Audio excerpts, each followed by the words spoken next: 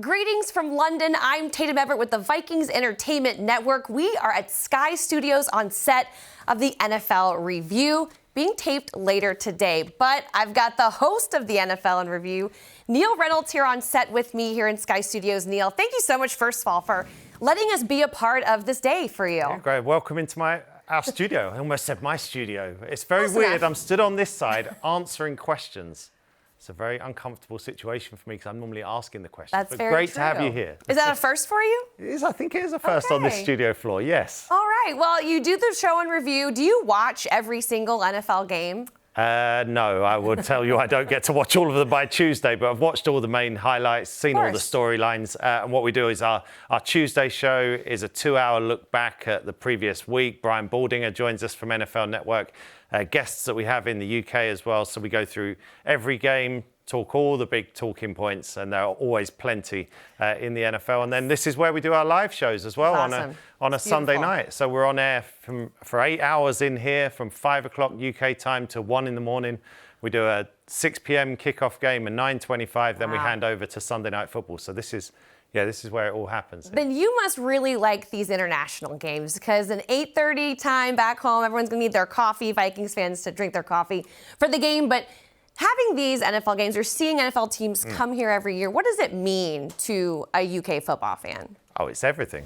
It's everything. To have games in our own backyard, going back years, you would never dream that could happen. And here we are with 3 in the UK this year. The Vikings and Saints is the first of 3 games. So, yeah, it's worlds away from where we were, I don't know, 20 years ago. And it's testament to the fans, how much they love this game, how much we've now been able to broadcast these games.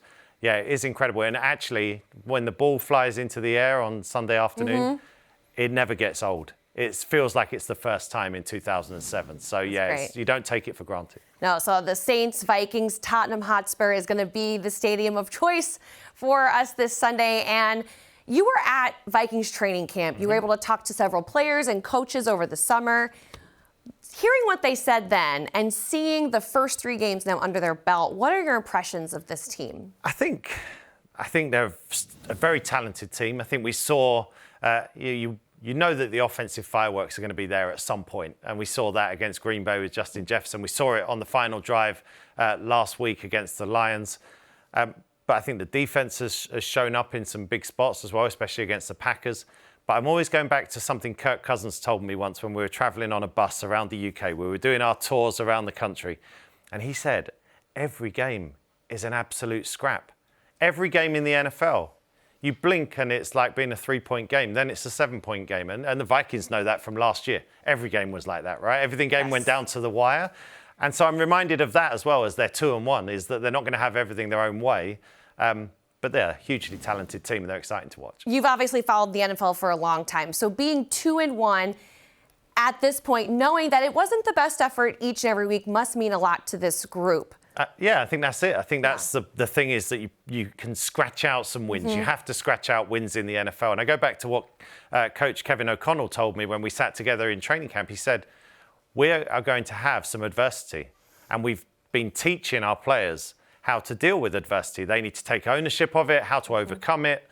And I'm kind of reminded of that as they go through a few bumps. Nothing has to be perfect in the NFL to be a success. And this has been a successful start.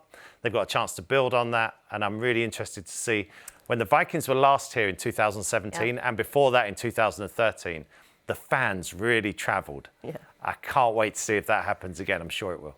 Look, I just got off the plane not too long ago, and there were already Vikings fans headed to London. So they're already traveling here as we speak. And so let's talk about that game. It's a Saints team that's coming in a little bit bruised, banged up from the weekend. They're not in a good place right now. And you see the Vikings coming off that dramatic victory. Where do you see this game heading, or what's a storyline that you're watching? So whether the Vikings can get Justin Jefferson going again, just 3 catches last week, 4 the week before. How does he work against that Saints secondary with Marshawn Lattimore? And can the Vikings create the turnovers and mistakes that have filled the Saints games for the last 2 weeks? New Orleans are a really talented team. They've just made mistakes at the wrong time. It's a hard one to call, as most Sundays in the NFL are. That's what we're discovering every week. We sit in this studio and we're here for 8 hours, and you're like, what is going to happen? We just don't know. And it's a wonderful sort of tapestry we paint of all these upsets and shocks and dramas. I think the Vikings will take the game, but I think it'll be really, really close. Oh, okay. You're not just saying that because we're doing this whole Vikings segment on your set, are you? Yeah.